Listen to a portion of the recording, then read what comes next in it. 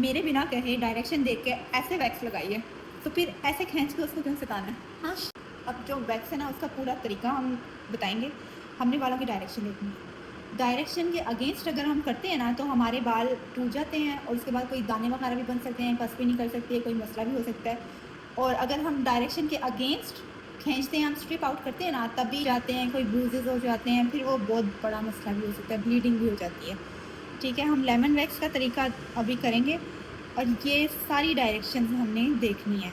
हम सबसे पहले स्टार्ट करते हैं यहाँ से। ठीक है, ये बाल देखें हमारे ऊपर से नीचे जा रहे हैं, हमारी डायरेक्शन ये है। ठीक है, अब हमने इस डायरेक्शन में वैक्स लगानी है और ऑपोजिट डायरेक्शन में स्ट्रिप आउट करना है। ठीक है, अब यहाँ पे ये वाले जो बाल हैं इनकी डायरेक्शन कर्व में जा रही है, मतलब कि ये तकरीबन इस डायरेक्शन में जा रहे हैं।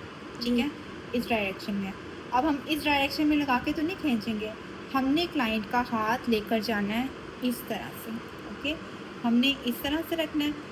अब हमने क्या करना है, जिस डायरेक्शन में हमारा ये एरो जा रहा है ना, हमने इस डायरेक्शन में अप्लाई करनी है वैक्स और ऑपोजिट डायरेक्शन में हमने स्ट्रिप आउट करना है। ठीक है, सिर्फ डायरेक्शन का ख्याल रखना है, सिर्फ हमें आर्म्स पे मसला होता है, लेग्स पे, थाइस पे हमें डायरेक्शन का बहुत ज़्यादा इशू नहीं होता।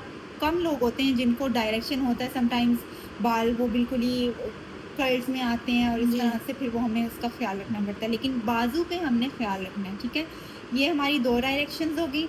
हमारा ये वाला जो है ये स्ट्रेट जा रहा है, हमने ऑपोजिट इसको स्ट्रिप आउट करना है और इसको हमने ऐसे लेके जाना है, ऐसे रख के फिर हमने वैक्स अप्लाई करके इसको स्ट्रिप आउट करना है। ठीक है, इसके बाद हमारा ये अपर पार्ट आ जाता है।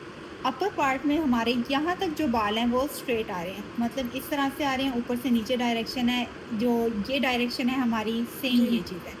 लेकिन हमारी जो ये चीज़ है ना, ये जो हमारा पार्ट है, इसमें जो बाल हैं नीचे से ऊपर को होते हैं, हमने ऊपर को वैक्स लगानी है और नीचे को स्ट्रिप आउट करना है।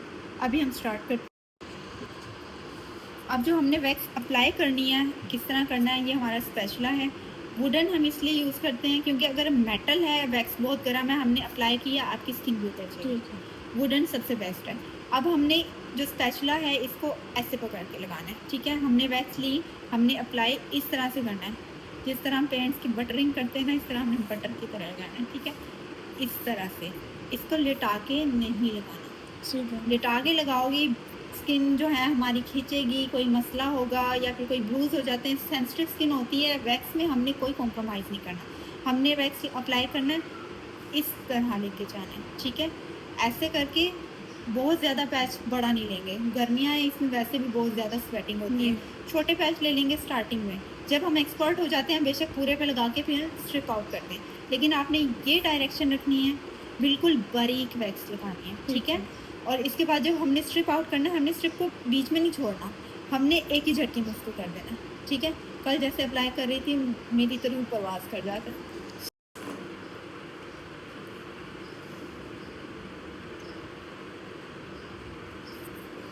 ये देखो, हमने इसको इस तरह से अप्लाई करना है। ठीक है, ये इस तरह से। ठीक है, थिन लेयर अप्लाई करेंगे, थिक लेयर नहीं करनी। ठीक है, और हमने जब इसको स्ट्रिप आउट करना है, स्ट्रिप हमने 2-3 दफ़ा रब किया, रखते ही नहीं खींच देना, इस तरह से रब करके यहाँ से स्किन टाइट की एंड देन। ठीक है, इसके बाद इसे अगेन हम रखेंगे यहाँ पे, इसको रब करेंगे अगेन और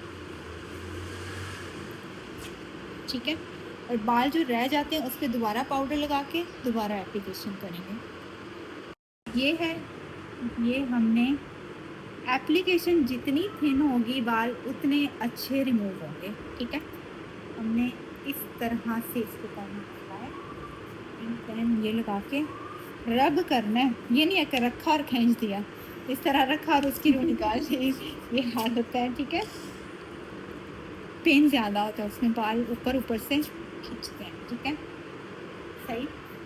चलो अब वहाँ पे करना है, मैंने कैसे बताया, हाँ, इसको थोड़ा सा प्रेस करके दबा के, डरना नहीं है, बीच में नहीं छोड़ना।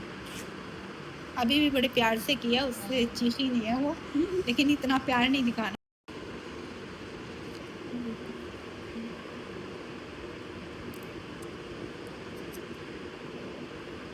प्रेस करो इसको, ऐसे दबा के करना है, ठीक है।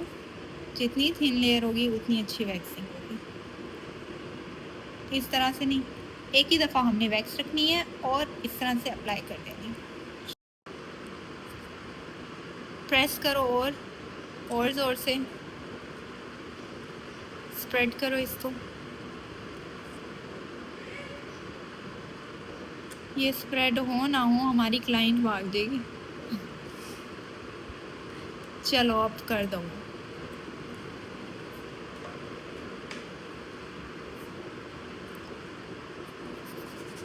ज़ोर से, मैंने बताया दिस। चलो हाँ हाँ, मैंने कहा ना रूह प्रवास कर जानी है इसकी। ज़ोर से हाँ हाँ। जब एरो हमारा ये है तो तुम्हें एरो से क्या मसला है?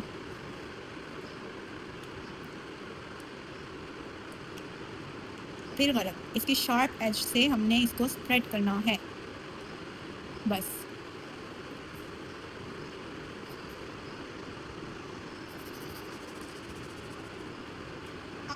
एक झटके से अगेन।